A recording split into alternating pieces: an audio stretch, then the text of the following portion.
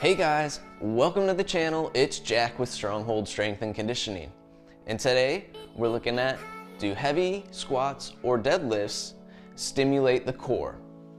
But before we get into that, make sure you take a moment to hit that subscribe button so you don't miss out on future content like this. Ready? Let's dive into it. Alright guys, we are back today with another Q&A video. After my last one I put out, the difference between core and abs, which you can check out right here, I got an awesome question from my man Jim saying, do you think that heavy squats or deadlifts are enough to stimulate your core? Well Jim, let me answer your question with a question. Do bears sit in the woods? Allow me to elaborate though. So, science shows us that there is no doubt about it that the core is stimulated during squats and deadlifts, period. Not just heavy squats and deadlifts even. There's been studies showing differences in how much the core is stimulated based off of the floor that you're working off of, whether it's a stable surface or an unstable surface. There's differences shown based off of the footing, whether it's a wide stance or a narrow stance, and which core muscles are actually loaded. And there's differences shown in the type of bar or load used. So whether it's an unstable load or a stable load, and whether the position is overhead or back, front, where the bar might sit, can also change how the core is loaded.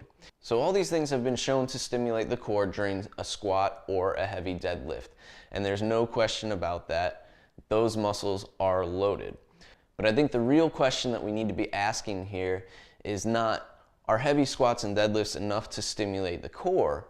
But rather, should the core be activated for heavy squats and deadlifts? So let me put it this way. Imagine that you walked into a recruiting center right now for the military and signed up today.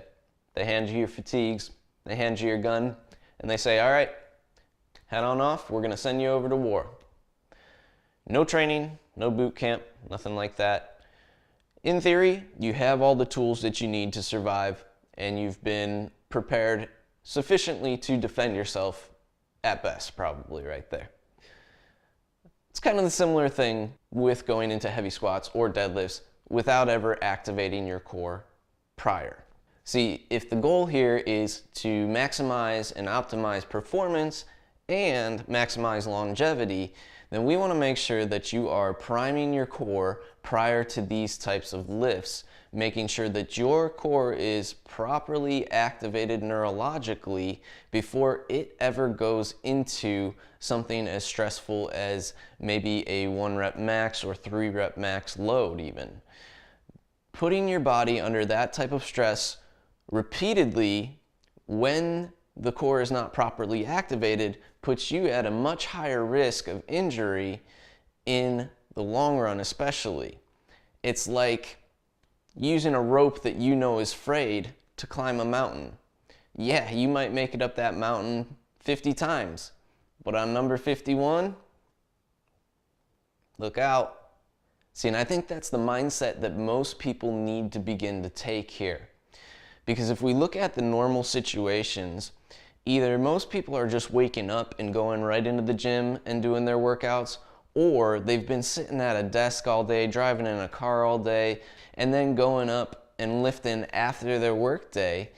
And it's no wonder that we see the number of injuries that we do in the low back, in the shoulders, because we're not properly priming and engaging those core muscles prior to doing our meat and potato lifts like a squat, a deadlift, a bench press.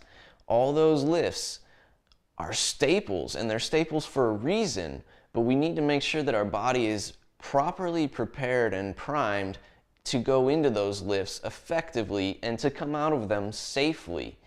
If you guys want some of the best core priming exercises, I'm going to put that link down below. It's called the 15 most effective core exercises that every training program should include. And you can get that free download. All you got to do is click that link, follow, fill it all out, and you will have yourself primed and ready to go for those big lifts, and you don't have to worry about hurting yourself as you come out the other end of them. If you guys like this video, make sure that you let me know by clicking that button down below.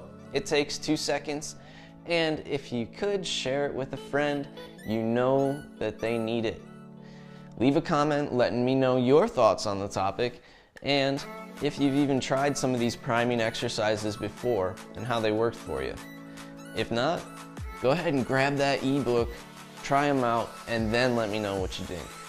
If you haven't already, take a moment and hit that subscribe button so that you don't miss out on future videos that we put out. We're doing 2 videos a week, informational and workouts, all kinds of variety, everything your health and fitness heart could desire. And if you want something a little bit more tailored to you, make sure you take a moment, drop by our website, also down below in the description, fill out the coaching inquiry, and we'll have you guys headed in the right direction in no time. I want to thank you guys for watching today. We'll see you next time.